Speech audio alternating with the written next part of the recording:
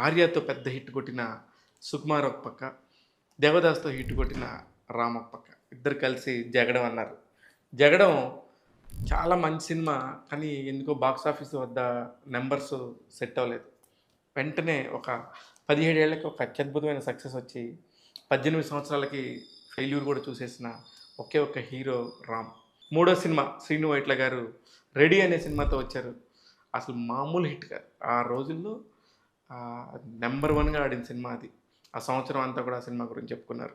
అంత మంచి కామెడీ. ఇప్పటికి కూడా ఆ సినిమాలో కామెడీ చూస్తే గనక చాలా బావుంటది. దానయ్య అనే ఒక క్యారెక్టర్‌ని కూడా ప్లే చేశారు 'రామ్' అందులో.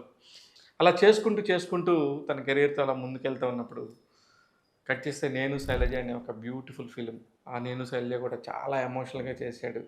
ఆ తర్వాత 'ఇస్మార్ట్ శంకర్.' నాకు తెలిసి ఆయన ఇప్పుడు 22 సినిమాలో నటిస్తున్నా కూడా, ఈ 4 సినిమాలు మాత్రం నా బెస్ట్‌లో ఉంటాయి. ఇంకా కొన్ని సినిమాలున్నాయి 'హలో గురు ప్రేమ కోసమం' ఇలాంటి సినిమాలు కొన్నున్నాయి.